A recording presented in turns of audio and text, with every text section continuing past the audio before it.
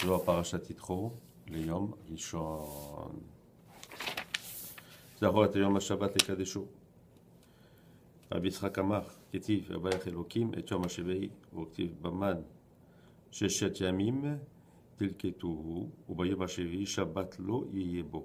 כיוון דלם שתכיחי במזונה, מה ברכתה אשתכח ב. C'est écrit cette semaine, on va lire dans Parashat Yitro, sur les 10 commandements, écrit Sachor et Yom Shabbat. Rappelle-toi du Yom du Shabbat pour le sanctifier.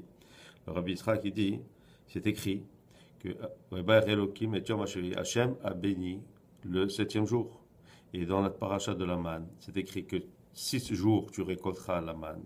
Et le 7e jour, qui est le Shabbat, il n'y aura pas de manne.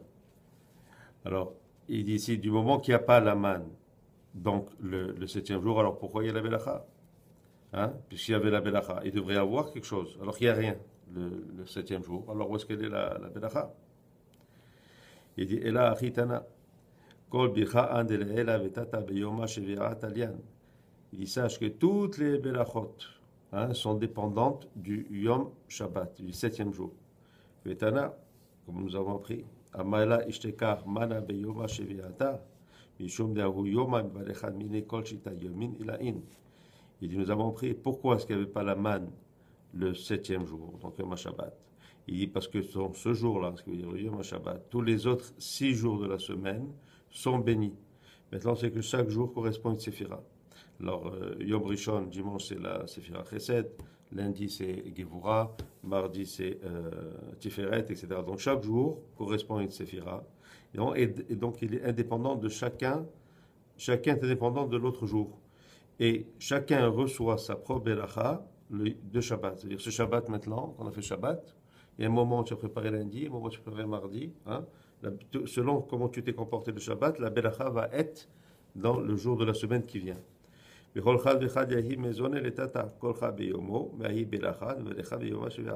Donc, chaque jour amène ses maisonnotes, amène le manger.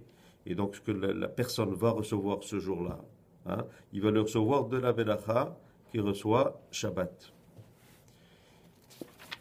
Il dit Benekar, man di'ihu bedarga demuta ba'ele sadera petora otakena segudata belela de Shabbata. Il dit donc, sur lequel est Mouna, il sait qu'il doit préparer sa table depuis vendredi soir. Il faut que cette table soit une table riche avec une belle serouda de vendredi soir. Parce qu'on commence à préparer toute la semaine qui vient. Begin de barar petor ekol inun shita yomin. De habeau izimna izdeman beracha beracha kol shita yomin de shabeta. Berachta la ishtekar befadora rekanya. Ve'alkar bare sadera petor belela de shabeta benahama mizone. Donc, il faut que sa table soit pleine. Et on sait que quand on revient de la synagogue, c'est pour ça qu'on dit qu'il faut que la table soit pleine quand l'homme revient de la synagogue. C'est-à-dire quoi pleine? Qu'il y ait au moins du pain, un peu de salade, même si c'est pas tout, mais qu'il y ait quelque chose. Il dit, pour que la belacha, elle vient, et elle repose, et cette belacha ne peut reposer que sur une table qui est pleine. C'est-à-dire, si une table qui est vide, il n'y a pas de belacha. Pour toute la semaine. Donc, il faut non seulement la préparer, il faut aussi qu'elle soit une belle table, qu'elle soit représentative de la sanctification, sanctité de Shabbat, et qu'il puisse avoir en retour tout le shofar qui viendra pendant la semaine. Yitzhak Amar, afilo beyoma de Shabbat name, Rabbi Yehuda Amar, baret anega behayoma, ulmechatela seudate beshaveta, begin de shtakar shavea, nasava beinuga behayoma bealma. Rabbi Yitzhak, il ajoute, il dit même le jour de Shabbat, c'est-à-dire c'est pas juste vendredi soir, mais même le jour de Shabbat, c'est-à-dire donc samedi midi, il faut que la table aussi soit bien pleine et bien préparée. Comme ça aussi, quand l'homme revient de la synagogue, qu'elle soit déjà pleine. Et Rabbi Yehuda, il ajoute encore, il dit, en plus de tout ça, il faut qu'il profite et qu'il soit joyeux pendant les 3 sérodot. C'est-à-dire, c'est pareil que le soir et l'après-midi, mais aussi sur la shlichit. Pourquoi? Parce que le sovar, c'est-à-dire vraiment le maximum, si on veut. Sovar, c'est quelqu'un qui est rassasié. Et le plaisir, il est dans ce jour-là. Et ce jour-là, il ne comprend pas 2, mais il comprend 3 sérodot. Rabbi Avama, Shatam, Sheshel Serodotu, Izdamena Bechata Be'inun Yomi de la Ela de Makaka Meha Yoma. Il dit, c'est pourquoi donc on a 3 sérodot. Il dit, parce que de ces 3, sont bénis les 6 jours. Hein? Et Vehayoma Melaya Reshe Dezer Enpin Metala Denachit Veatika Kadisha Setiva Dekola Veatil Lechakela Tapuchim Kadishin Tela Zimne Mikadaï Shabeta Begin de Barechun Koleu Kachada. Il dit donc, ce jour-là, il faut que ça correspond à Zeir Enpin. Et Zeir Enpin, il faut qu'il sorte. Je ne sais pas si tu fais ça. On dit Seuda Khatika Disha, Seuda Zeir Enpin, Seuda. C'est des pesukim qu'on dit avant de manger. Donc on voit que chacun correspond à un parsou, c'est une configuration qui est très importante. Et il y a 3.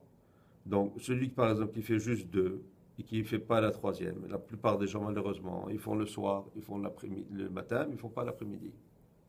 Et ils font vendredi soir. La majorité fait vendredi soir. Samedi midi, pas tout le monde. C'est-à-dire ceux qui sont Shomer Shabbat, les gens qui travaillent, bon, ils ne le font pas. Donc tu réduis. Mais Seuda Shlishit, presque personne. Alors, en vérité, la Belacha, elle se trouve dans Seuda Shlishit. C'est là où se trouve la Belacha. Comment on le sait? Dans le Kiddush. Comment on dit dans le Kiddush? On dit Vaichal Bayom HaShevei. C'est-à-dire il s'est arrêté Yom HaShevei. Vaishbot Bayom HaShevei. Donc il s'est représenté le Shevei. Vaibarech Yom HaShevei. La 3e fois qu'on dit Yom HaShevei, c'est la Belacha. Donc on voit que la Belacha se trouve en 3e temps, qui est la Seuda Shlishit. Donc ces trois, il doit se réjouir. Et de ça, c'est-à-dire de ces 3 choses est dépendante ce qu'on appelle la Emouna de la Elad, la Emouna d'en haut, c'est-à-dire l'Emouna suprême. Donc ces 3 sont Atika Kadisha, c'est une configuration, Zerenpin, Beraklat Taporin, qui représente la Malchut. Et la Malchut, celle qui reçoit. Donc, comme on a dit, non seulement il doit être content, mais il doit se réjouir.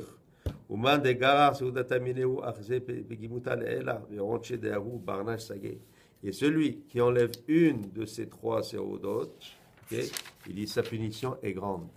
Pour le Zohar, c'est pas du moussard, il dit les choses directes. Il dit une grande punition. Vegenekar, baré les sadera, patur et elazimne mikach, aïl shaveta, vela eshtakar petore rekanya, vetishre vilchata ale kol she'ar yomé de shaveta, vehamila chazé vetale mutal ela. Et donc, c'est pour ça qu'il doit préparer sa table 3 fois.